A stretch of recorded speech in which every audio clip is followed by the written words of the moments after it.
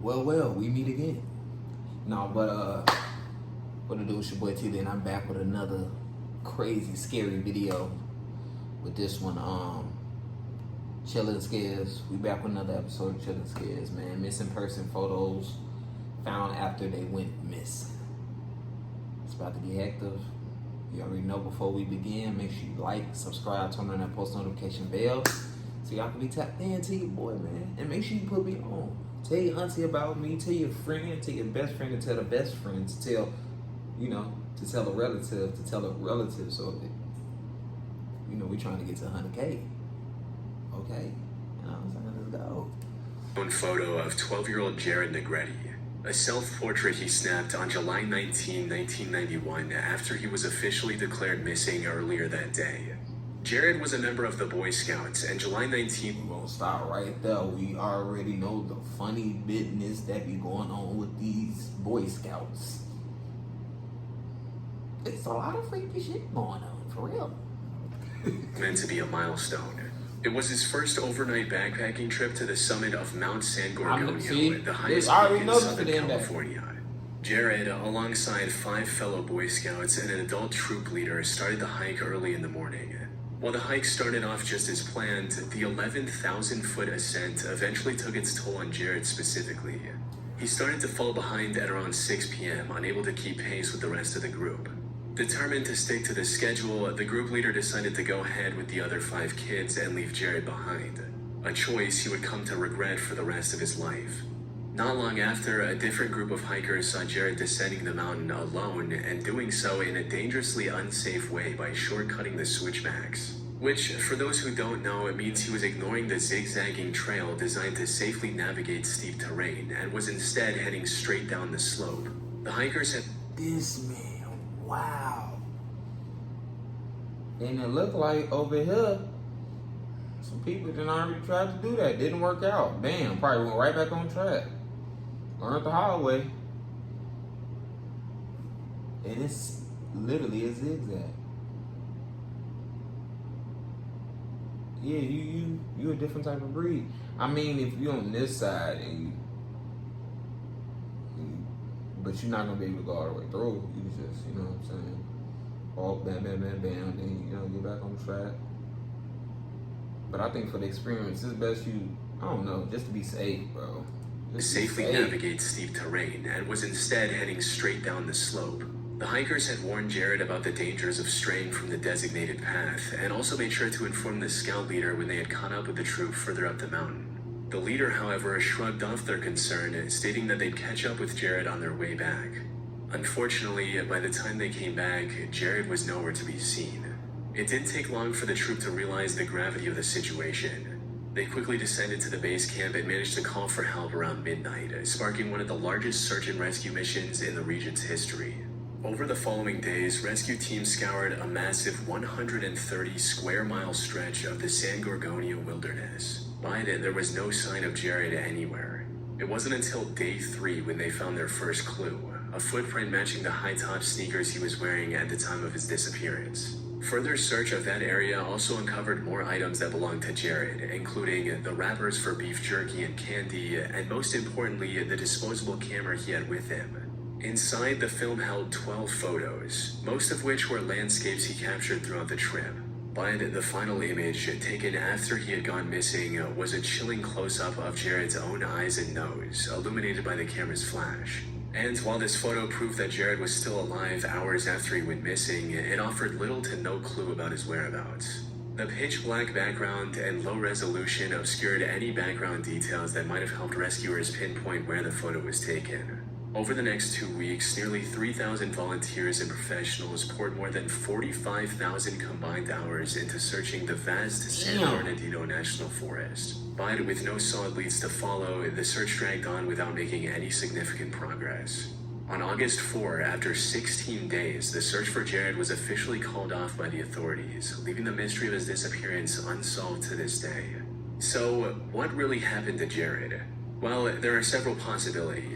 The first of which is that he accidentally took the wrong trail and got lost while trying to catch up with the rest of the Boy Scouts.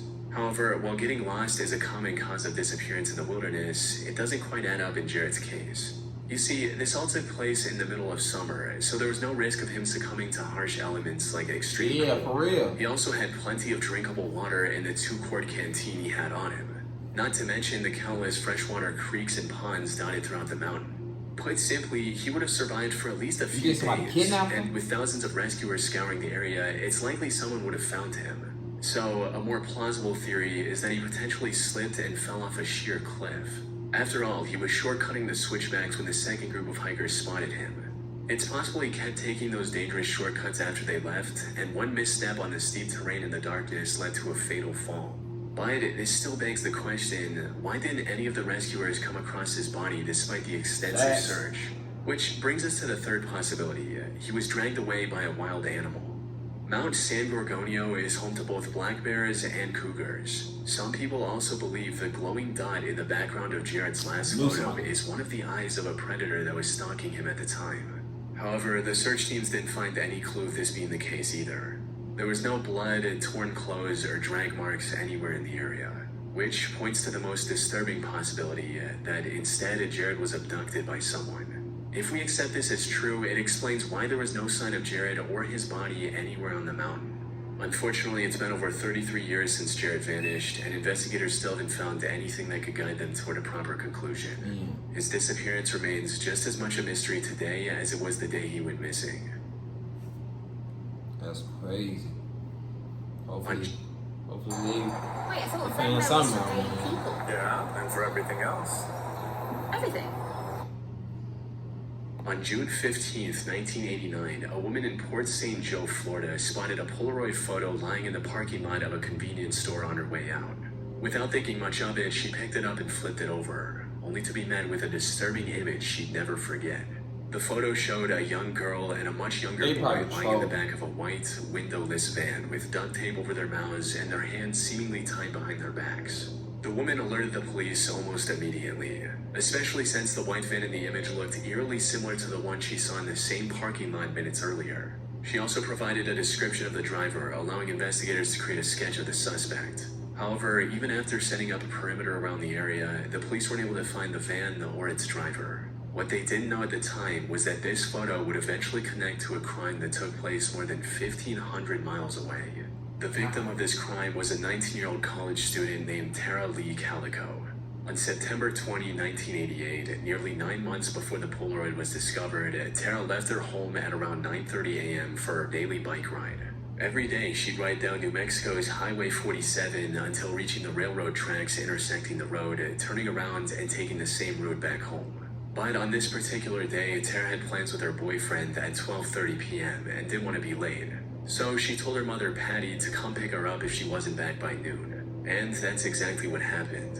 When noon came and went with no sign of Tara, Patty got in her car and began driving along Tara's usual route, hoping to find her somewhere along the way.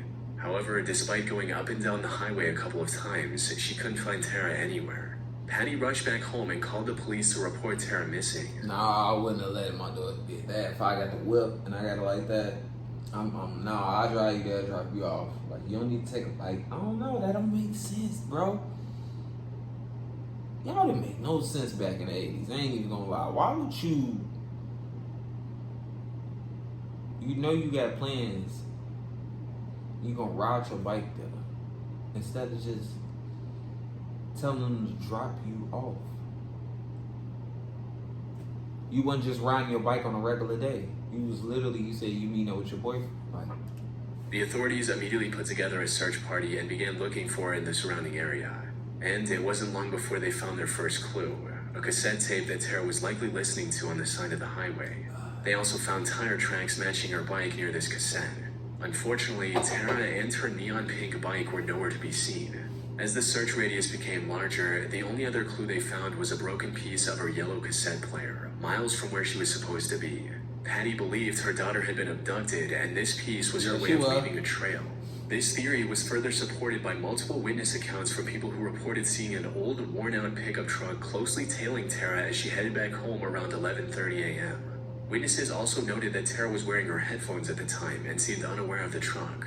This suspicion only became stronger when, 9 months after her disappearance, this Polaroid was discovered in Florida. The woman who found this didn't know about Tara's case at the time. But as the photo gained more attention, it eventually reached Who's the boy Patty, right who there? became convinced that the girl in the picture was her missing daughter. Not only did this girl look like Tara, Yeah. but Patty also noted that the book in the photo was from one of Tara's favorite authors. The connection between Tara and this photo deepened further when another New Mexico family came forward claiming they recognized the boy in the photo. They believed it was their son, 9-year-old Michael Henley, who'd gone missing in April of 1988 during a hunting trip with his father. However, that's when Tara's case took a turn. Because, as it turns out, there's a real possibility that the girl in the photo isn't Tara at all. For starters, in June of 1990, investigators found the remains of Michael about 7 miles from the campsite he was staying at.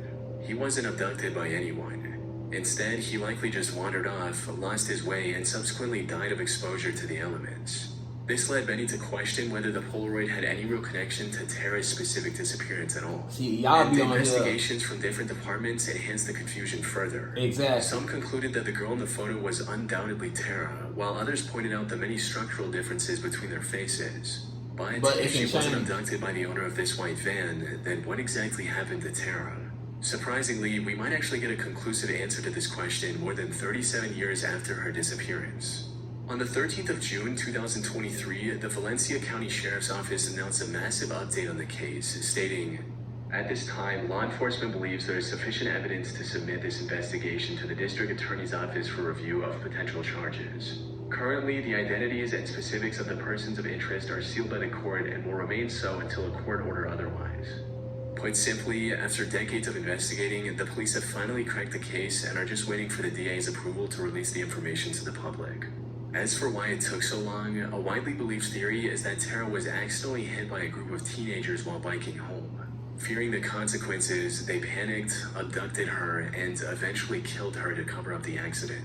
And according to some, one of those teenagers was the son of the local sheriff, leading to a deliberate and coordinated cover-up that kept the truth buried for decades. Now, whether this theory holds any weight is unknown. But if this does turn out to be the case, who the girl in the Polaroid picture actually is remains a mystery. See, y'all ain't solved nothing. On June 8, 1988, At an all. ATM in LA captured what were possibly the final moments of 22-year-old LA resident Matthew Chase. The day had started like any other. Matt spent most of it at work, then went out for dinner with his roommate and close friend Teresa. When the two returned home at around 11:45 p.m., Matt noticed the paycheck he received earlier that day sitting on the coffee table. He was running low on funds, and the bank would have taken about 24 hours to clear the paycheck. So instead of waiting till morning, Matt decided to go deposit it right away. The nearest ATM was just 2 blocks away from their apartment. But since it was getting quite late, Teresa told him to take her car just to be on the safe side. She also asked him to bring a bag of cat food from the store across the street. The whole trip should have taken no more than 15 minutes. But an hour went by and Matt still hadn't returned. Teresa figured he was just driving around town to get some fresh air, so she went to sleep. However, when she woke up in the morning, Matt was still not home. She quickly got up and contacted her brother Steve, who was also good friends with Matt. Together, they called the police and tried to file a missing person report. Unfortunately, since Matt had only been missing for less than 12 hours, the police decided to hold off on launching an investigation just yet. Unsatisfied with this response, Teresa and Steve decided to find clues themselves, and so Steve called the bank pretending to be Matt. According to the bank, Matt had unsuccessfully tried to withdraw money several times since, including one transaction of $280. This was quite odd for 2 main reasons. One, $280 was far above the maximum withdrawal limit for Matt's ATM card. More importantly, Matt's account didn't even have $100, let alone $280, Damn. which is why he went out to deposit a paycheck in the first place. He should have known both of these things quite well. So the fact he tried to make these transactions anyway indicated that he was being forced to do so by someone else. Teresa and Steve called the police again with this newfound information, and this time authorities took the case more seriously. Though, unlike today, most ATMs at the time didn't have cameras. Luckily, one of the machines he tried to withdraw from did have a functioning camera, giving investigators a crucial lead, a grainy but discernible image of Matt at the ATM, with a mysterious man looming just behind him. As the investigation was going on, Matt's card was used again, a day and a half after his disappearance. By then, his paycheck had cleared, allowing whoever made this transaction to withdraw $400. Damn. The authorities took notice of this withdrawal and froze Matt's card. So the next time someone tried to use that card, it was confiscated by the ATM. Unfortunately, none of this helped investigators track down Matt or his kidnapper. There were 2 composite sketches made of the suspect from the low-res photo. Yeah. No one recognized the man based on these. They also tried dusting the confiscated cart for fingerprints, but it was completely clean. On June 27th, nearly 3 weeks after Matt's disappearance, the car he'd been driving was finally found. And it was surprisingly close to the ATM that captured this photo. The fact that no one had spotted it sooner suggested that it was likely dumped there later by his abductor. And while it was wiped clean of any fingerprints, just like that man out there was probably playing with them boys. He owed somebody some money. He was trying to keep it low key. Hey, he said, "Hey, we need that money. We need that money." Police did find a blue bandana in the back with the letters ESPBSCLS written on it. From what I was able to find, the ESPBS stood for East Side Playboys, a notorious gang in the area. Despite this connection, however, investigators weren't able to find any solid evidence that could help them track down the suspect. At this point, the chances of Matt making it out alive were looking increasingly slim. Tragically, his friends and family's worst fear came to light on September 17, 1988, when a group of people found his body floating in a ravine in Pasadena. He had a gunshot wound in his head, and according to the autopsy report, was killed and dumped in the ravine 3 months ago, likely a couple days after his abduction. But with no other leads, Matt's case went cold for the next 30 years. Then, in 2018, LAPD announced that they had the answer to Matt's disappearance. According to the report, Matt was killed by a 20-year-old gangster named David Mesa, who went by the name Bear. Apparently, David's girlfriend confirmed that the man in the ATM photo was indeed her boyfriend. As for David himself, police found out that he was killed in a gang-related shootout just 2 days after he supposedly killed Matt. Now, this raises more questions than it answers. Like, why would anyone kidnap and kill someone just for $400? Was David alone in all of this? Hey, $400 was a lot back in the day. $400 was a lot back in the day. You gotta realize that, you know what I'm saying? $400, you probably were able to buy you a nice little apartment and a car. Probably dragging it, but you get what I'm doing. Just feel me? Or did he have any accomplices? And if David died days after committing the crime, who dumped Teresa's car near the original crime scene 3 weeks later? That said, this revelation was still enough to give Matt's friends and family the closure they needed after 3 decades. In March of 1998, 23-year-old Amy Lynn Bradley went on a cruise with her brother and 2 parents. Hold on, what? 1998, 23-year-old Amy Lynn Bradley went on a cruise with her brother and 2 parents. However, what began as a joyful family vacation descended into a disturbing nightmare just 3 days later. One the Bradley family hasn't recovered from to this day. On the night of March 23rd, Amy and her family dined out in one of the ship's restaurants. And according to her family, Amy was getting a lot of attention from other passengers, as well as the staff, including the band playing in the restaurant. Some of the waiters even proposed taking Amy to a bar on the mainland before the ship sailed, but she declined. After the dinner, Amy and her brother Brad went to the ship's nightclub for a few hours and returned to their room at around 3:30 a.m. They sat around and chatted on the balcony for a few hours before Brad went to bed, leaving Amy on the cabin's private balcony. Around 5:30 in the morning, their father Ron checked on the kids and saw Amy peacefully sleeping on a lounge chair outside on the balcony. But when he returned 30 minutes later, Amy was gone. Thinking that she likely went to the main deck, Ron went looking for her. However, even after hours of searching, he couldn't find Amy anywhere. All of her belongings were still in the room, including her shoes. So when Ron informed the ship's crew, they floated the idea that Amy could have fallen overboard. The cruise had also docked at Curacao that morning, resulting in over 3,000 passengers disembarking the ship. If she was among the departing passengers, her parents had no way of spotting her in the crowd. So they focused their efforts on the ship itself and started scouring every inch of it to find Amy, to no avail. But then something incredibly strange happened. As Brad was looking for his sister, he was approached by the nightclub's bassist, Alistair Douglas, offering his condolences for Amy's disappearance. He was dancing with Amy the night before, but he shouldn't have had any way of knowing about her going missing. This made Alistair the lead suspect, but after further investigation and a successful polygraph test, he was cleared of any suspicion. The Bradley family, along with the FBI, then began searching for Amy on the island of Curacao, where they received their first promising lead. A local cab driver claimed to have spoken with a woman who matched Amy's description to a T. Unfortunately, the tip didn't lead to any major breakthroughs. So, with no other option, the Bradley family was forced to return home to the US. Then, in August 1998, a Canadian tourist named David Carmichael saw someone he believed was Amy on Curacao Island. We're over in a small area where we wash off the equipment in fresh water, and I looked down the beach and I saw a girl walking down the beach with being flanked by two people. The minute she heard I spoke English, she picked up her pace and was putting distance between her and the two people that were flanking her. I was 2 feet away from her. 2 feet. That's how close I was. I don't even have to think about it. It's 100%. It's not 99, it's 100%. It was her. It was. David also claimed that one of the men following her fit the description of Alistair. Later investigation also revealed that an American naval officer was visiting an adult establishment on the island in 1999. There he met someone who claimed her name was Amy Bradley. Unfortunately, the officer never reported the incident, likely to avoid repercussions for visiting such an establishment while on duty. By the time this information surfaced, the place had already burned to the ground, and with it, any records of the people who might have worked there. However, the most important clue about Amy came in 2005, when someone found pictures of an older Amy on the internet.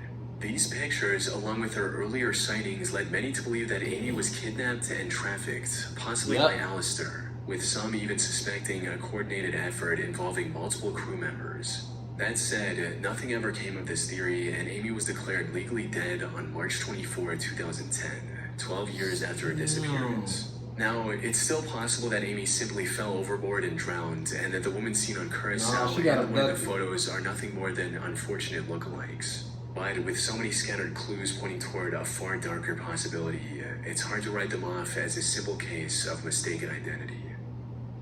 Yeah, man. R.I.P. to Amy, man. Hopefully they... damn, man.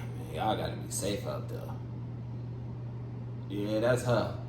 But at the same time, right around here, don't look the same. But you never know what they was doing to her, probably. I believe Buddy when he said he seen her, like, he seen her on that beach. She probably got abducted. You know how they be doing, trafficking these women. You know, but let me know in the comments what y'all think, man. Appreciate y'all for watching. Make sure y'all stay tuned. Like I say, like, subscribe, turn on the post notification bell. We're on the road to 100K subscribers, and I'm out.